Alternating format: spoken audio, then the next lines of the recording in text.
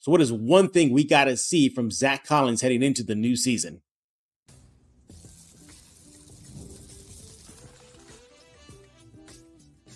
You are Locked On Spurs, your daily San Antonio Spurs podcast, part of the Locked On Podcast Network. Your team every day.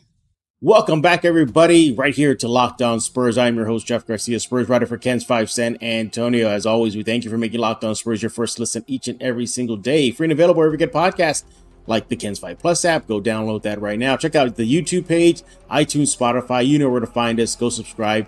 And enjoy all things silver and black right here on Locked On Spurs. And by the way, happy Friday, TGIF, everybody. Hope you're all having a great end of the work week. So what are we talking about today? We're going to continue our little theme here. We started yesterday, putting into focus Zach Collins. So the game we're going to play with the guest is, if we're talking to Zach Collins, right? If he's sitting here with us here on Locked On Spurs, and me and the guest had to tell him, you know what, Zach, if you could just do one thing, next season, that'll help the Spurs tremendously. So we're going to pick on that. We're going to look at some numbers. So I'm going to show you a shot chart that I think y'all will find interesting. And our guest even was a little surprised about Zach Collins' PPG. I was too when he brought it to my attention. And then shots fired. I think our guest wants to just point out something about the Rockets, the Spurs in-state rival. Yeah. Shots fired here. Locked on Rockets probably going to hear this and want in on the conversation once our guest throws a little shade at Houston's team. So I'm just going to bring him on. He is back, everybody. He is the Vin Dog, Vinny Vencetta. Welcome back, Vinny. Always good to be with you, Jeff. Good to see you. Looks like you chose violence today for the Rockets talk later on. Hey, all love. I just saw an interesting comparison, sort of made me chuckle a little bit. Yeah, all right. Well, Vinny's going to talk about that. What did he see about the Rockets versus the Spurs off the court? What kind of on the court? Well, you'll see what Vinny's going to be talking about later on. And make sure to follow Vinny on X. You see it on your screen at VVencetta. Make sure you do that right now. But Vinny, it's been a while since you've been on Locked On Spurs. How you been? Good. Football season is survive and advance from one week to the other. So just a lot of high school, college, and a little bit of Cowboys coverage on Sundays for our staff at Ken. So rocking right along. And now comes that fun interruption of the Spurs taking over with Media Day here in a few days. Yeah, I know. I can't believe it's already here. I mean, I don't think there's an off-season NBA, is there? There's not, right? The NFL has gone 365, and it kind of feels like the NBA has done exactly the same thing. I mean, when you have shows dedicated to the league 365 days a year, then you know it's a 24/7 league. Yeah, exactly. Again, follow him on X at VVencetta. All right, Vinny. So we spoke ahead of the recording, talking about Zach Collins, and we'll give you your take in a bit, and you'll lead us off. But before we dive into what you want to see out of him and I want to see out of him, what do you think so far? He's joined the Spurs. He was coming off those really bad injuries. Spurs gave him a shot. He goes to Austin for a while. Now he's been with the Spurs system for a couple seasons here. What have you seen from Zach? Have you been impressed? You're kind of neutral? Where do you stand on Zach? I would say I'm basically neutral, I guess. There's been some flashes here and there. He's extended his game and takes more and hits more threes. But there's a lot of talent, a lot of young talent on this roster. I don't want to use the term that he's sort of been lost in the roster, but he's just sort of a nice complementary piece, it feels like, amongst the young, youthful talent they're trying to build around. Yeah. And, last season he was starting at the 5 spot, then he gets shifted to the bench and then backing up Wemby. There's been kind of some little ups and downs as far as rotations, but, overall, I think he's been decent. I know Spurs fans are kind of look at him as the whipping boy. They really, really target him a lot. You hear Spurs fans, not me, not Vinny, Spurs fans say, oh, get him out of here. What's he doing there? Get him off the court and everything. But there's sometimes I'm thinking, well, Spurs fans, you're not giving him the benefit of the doubt. He is still effective in certain areas of the game. I think he's been a good piece to add.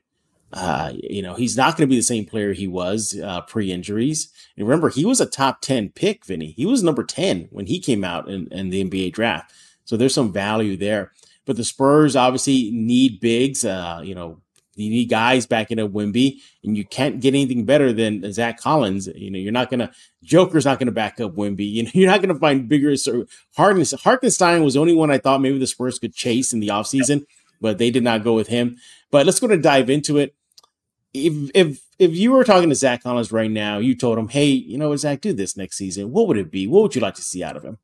Be a force on the defensive end, because to me, Zach is that guy that's not afraid to dust it up with anyone. He plays with attitude and a chip and a force.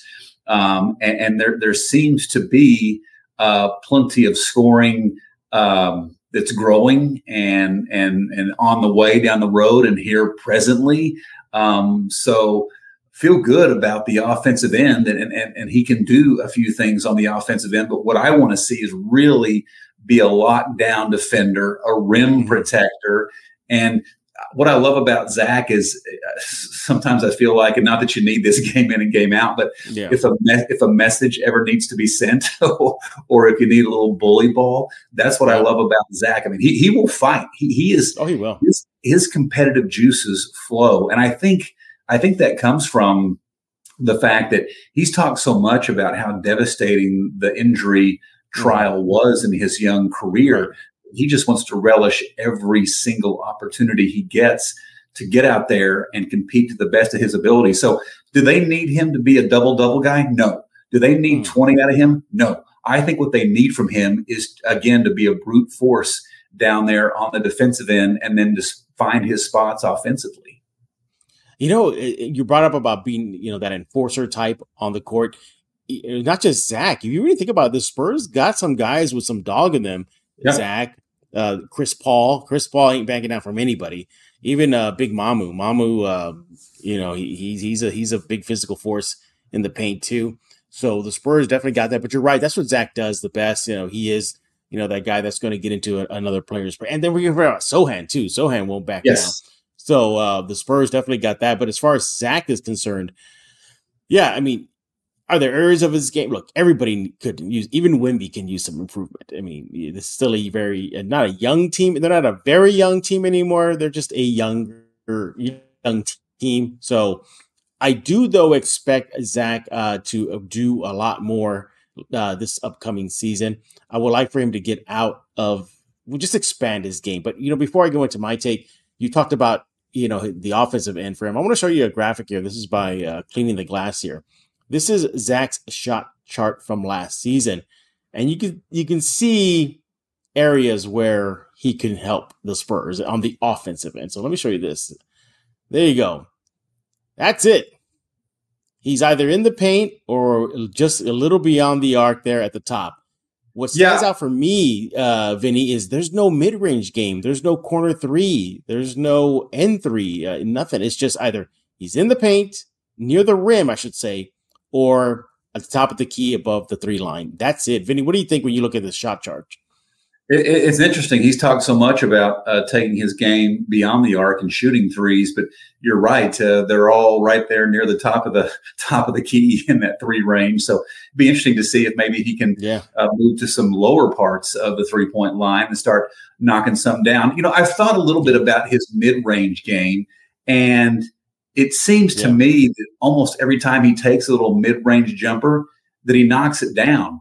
So why not take even more? And when he has a chance to be really powerful at the rim, he really can be. But you're right. It seems like he's kind of stuck in this area. Right. Stuck's not the right term because, it's where he likes to shoot from. But curious to see if maybe he can take some threes in some different areas, but keep growing. Maybe more in the paint too, other than those short mid range. Continue to develop a post move.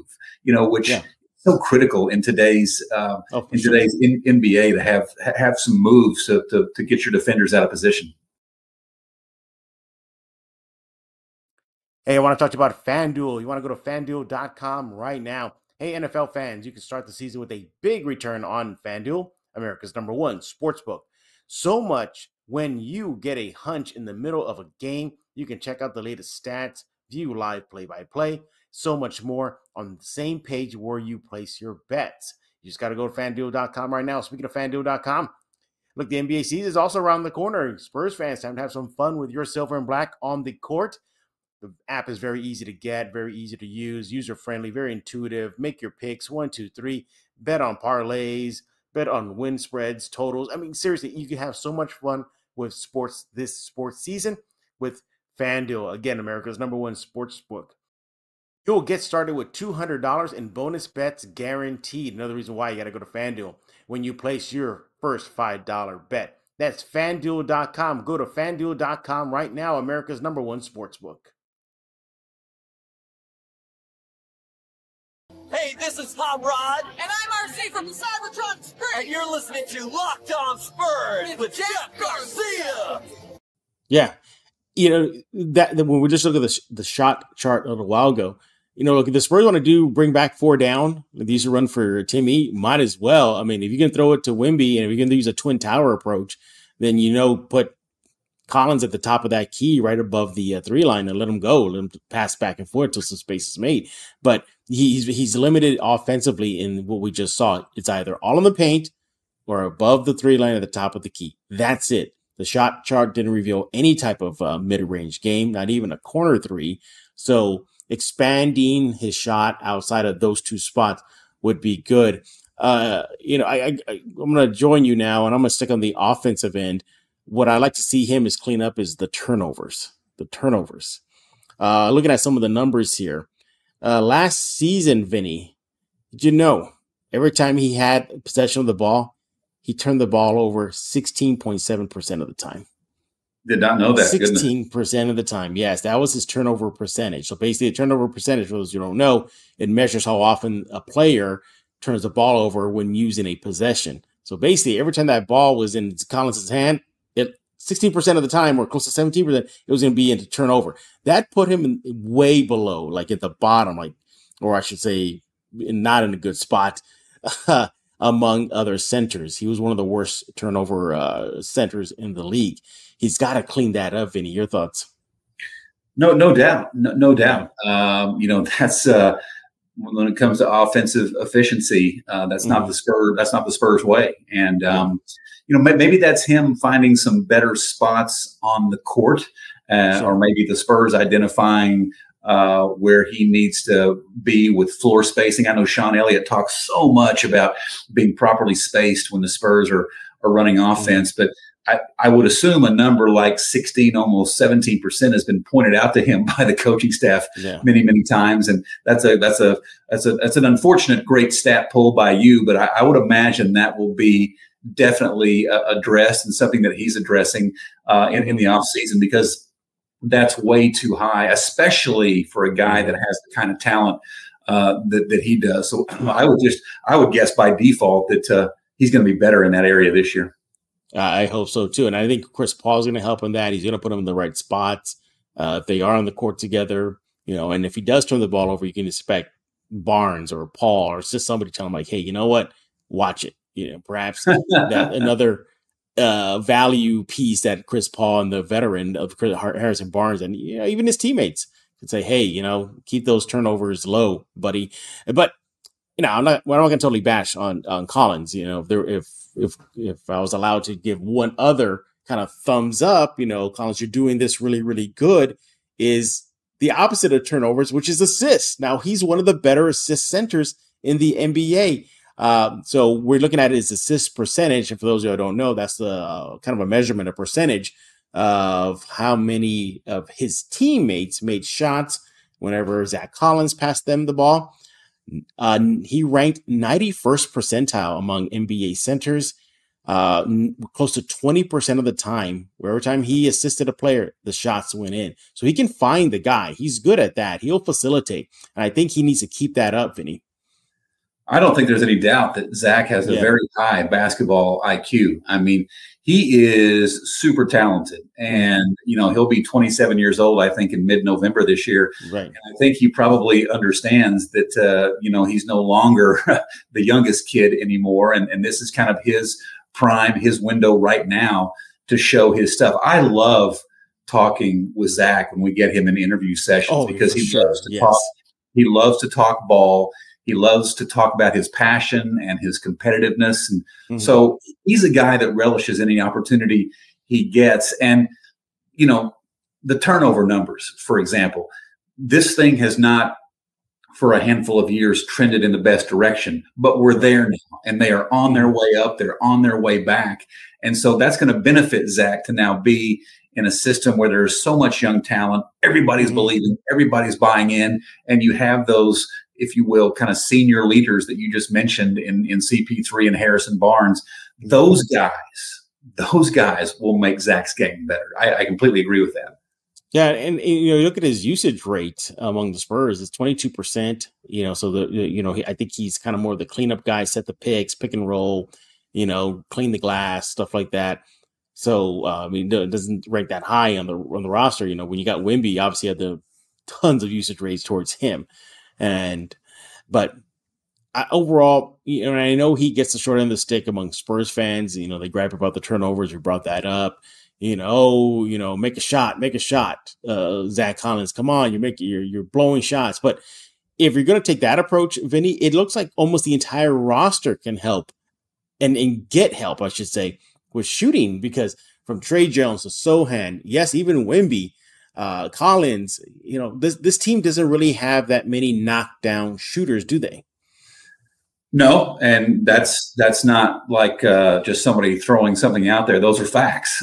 They have struggled to be a good jump shooting, knock them down team. But, Zach is one of those guys, again, that has put in a lot of work to extend his game and start hitting threes. So I don't cringe whenever Zach pops out there and shoots a three, because he's worked to mix that into his game. So that's a shot that he can take, and that's a shot that they want him to take. But I kind of do harken back to what I was saying earlier. There's so much young talent here.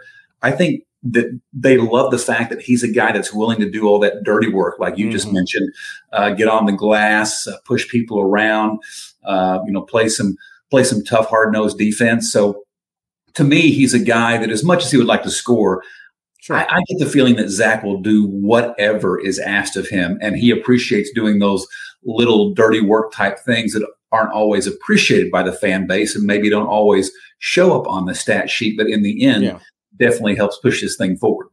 Yeah, and he's also a decent offensive rebounder. Just getting second chance opportunities for the Spurs. His offensive rebounding percentage last season was 26%, and which is pretty good. So he definitely helps in that department. But again, I think when you got a guy like Wemby, you're backing him up. You're going to be that enforcer guy. I think he knows his role. I think he's accepted it, and he's not the player he was pre-injury, back in Portland days. So he understands his limitation. I think that's what the Spurs like about him. What do they always talk about in San Antonio? Pop, know your role. Zach has embraced his role, hasn't he? I completely agree with that. 100%. Like he's not foolish enough to think that, he needs to be out there, at tip off every single time. I mean, he understands what's happening here. Completely agree with that. Zach is a team guy and he understands what's going on. And he fully, in my opinion, has embraced the role that they want him to embrace. I'm completely with you on that. Yeah, exactly. And you look at the way he closed out last season, and we'll stick on the defensive end. I'm looking at his steal percentage, which is a measurement of how often did he force a turnover on the opposition last season. He ended up pretty strong, against the Pistons. He was about 2.4%, so he was really going against that to close out the season. Against Denver, that was a fun game where pretty much the Spurs spoiled Denver's playoff seeding there, 2% in the game. So he closed out really, really strong there. His assist percentage was still high to close out the season. You're looking at the last three games, 18% assist percentage versus the Pistons, 23% versus the Nuggets, and then finally 20% versus the Thunder. So again, facilitating there. So he closed out the season pretty strong. But one thing you mentioned to me before we hit recording is that you were kind of surprised that he averaged double figure scoring, didn't you? Last 2 years. Yeah, last 2 years. Yeah, he's averaged 11 and change per game. When I looked that up, I just I didn't remember that. I wouldn't have thought that. But good on him. And maybe there was some trash time occasionally in there, but he can score the basketball. He's a really good complimentary piece. Glad he's here, and look forward to seeing what he can get done this year. Hey, let's talk about Prize Picks, America's #1 daily fantasy sports app with over 5 million active members. Right now, you can win up to 100 times your money on Prize Picks with as little as 4 correct picks. Prize Picks is the best way to get on the action in sports in most states, including California, Texas, and Georgia.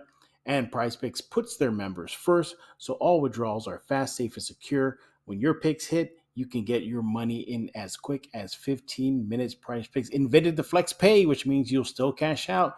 If your lineup isn't perfect, you can double your money even if one of your picks doesn't hit. Hey, look, Prize Picks is fun. It's simple. You'll enjoy having the experience of playing the game. I know I do. You will too.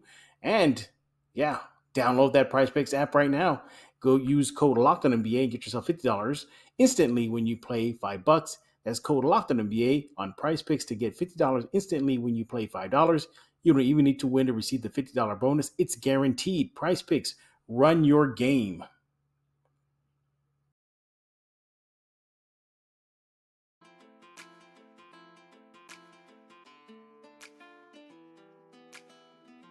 Yeah, exactly. Now, before we shift gears and let Vinny choose violence on the Rockets here, we'll circle back to that 3-point shooting. We showed the shot chart. Let me put it up there again so the fans can see.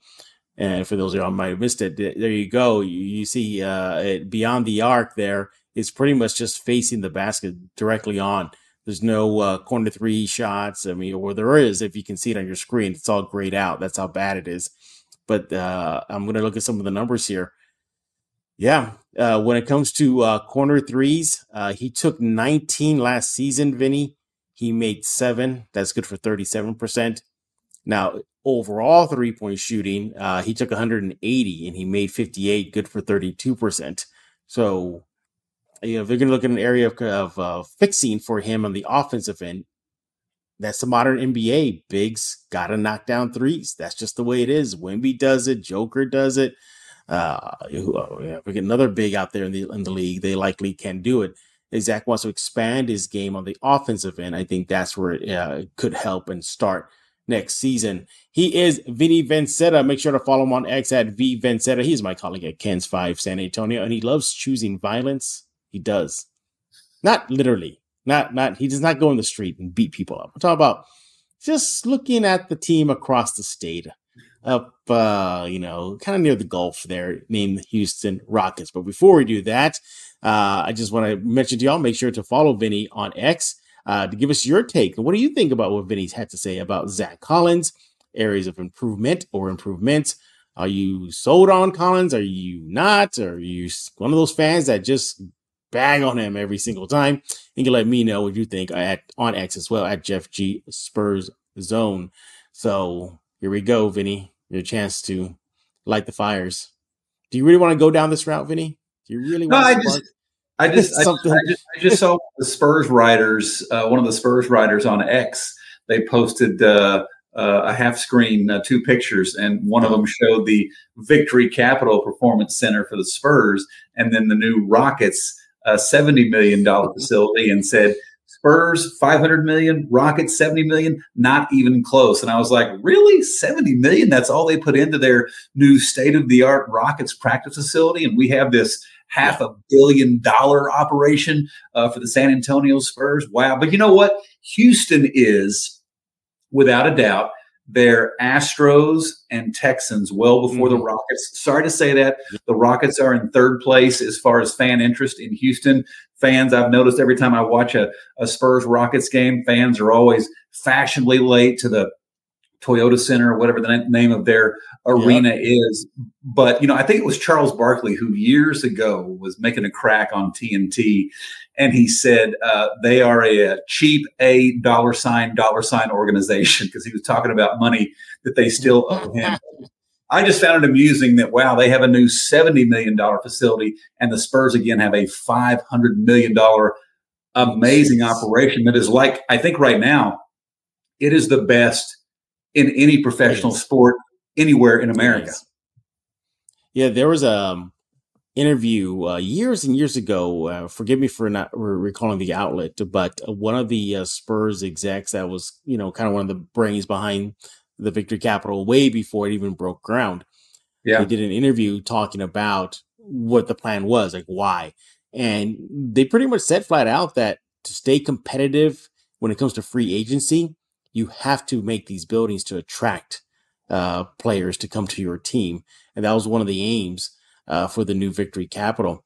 And it's awesome. And for those of y'all who live in San Antonio or just visiting, if you're not going out there, you should go out there. You're sure maybe you can't get into the Spurs practice facility, but from the lawn to the massive TV screen they have, their restaurants, they have swap meets every week, or not all every weekend, but most weekends. It's a great family friendly spot.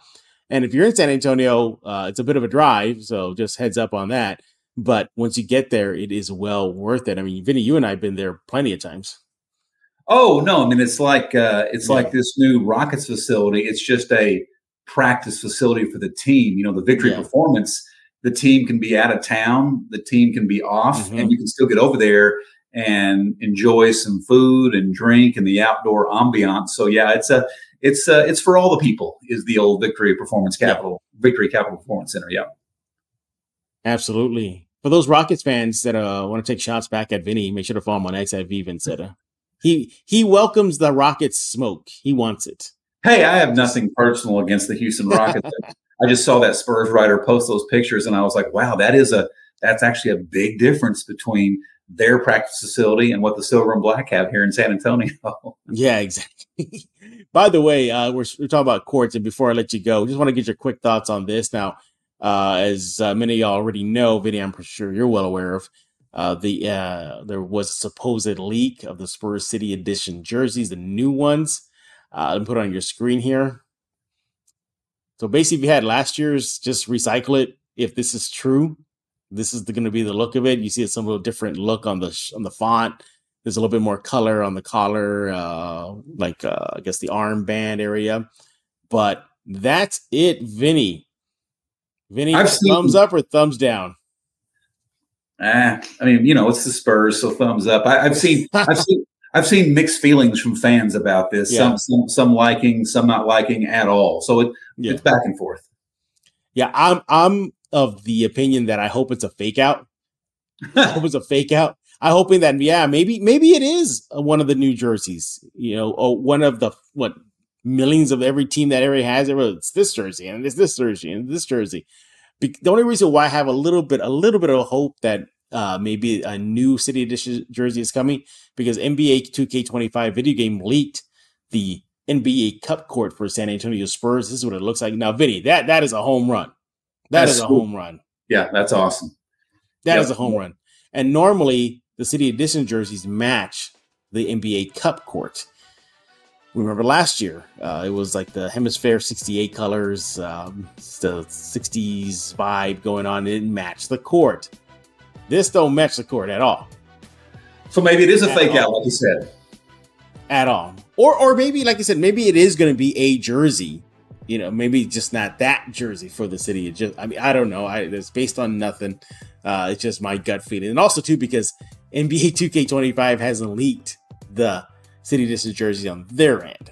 And usually if NBA 2K25 does that, then chances are 99.9% of the time it's likely right, because the NBA and the 2K, they have that kind of partnership going there. So whatever happens in real life on the court during games happens during the video game. Yep. So, but other than that, he is the Vin Dog. Make sure to follow him on X at VVincetta. Vinny, tell us what you're working on. I got a lot in the works. Just another busy weekend of football, and then Spurs Media Day will be here. Spurs training camp will be here, and Jeff, we'll be playing preseason games before we know it. We used to wait until almost Halloween night or 1st of November to tip off this season. But we're much sooner than that these days, as they spread games out a little more these last couple of years with the CBA. So it's on us, and we start at Dallas and then the Rockets back to back. So a chance to have some statewide competition right there off the top. Yeah, absolutely. And did you notice too, Media Day started very early. Usually it's everybody goes, most of the NBA starts at the same time. Mm-hmm. They've already started since this past week already. Boston did theirs and the Lakers did theirs. Yeah. So several teams have already gone through it. And Spurs will be next soon. And it should be a fun time. Again, follow Vinny because he'll be at the Media Day sending out some stuff out, photos, quotes, videos. So do that. V Vincetta on X. Make sure to follow me at Jeff G Spurs Zone. I'll be doing the same. I'll be joining Vinny and the rest of the Ken's 5 crew that's heading out there. So we'll be covering you from beginning to end. Maybe, just maybe, I might have a player coming on next week. Nice. Vinny. Nice. Maybe. We'll see. I'll tease that a little bit right there for you guys, Locked On Spurs fans. As always, we thank you for making Locked On Spurs your first listen every single day. Free and available wherever you get podcasts. As mentioned, the Ken's 5 Plus app, YouTube, Spotify, iTunes, pick a platform. We are there. We'll be back next week as it looks like training camp is here. So we'll be diving into that, Media Day, and so much more. So for the Vin Dog, Vinny Vincetta, I am Jeff Garcia. We're going to put a lock in this episode of Locked On Spurs.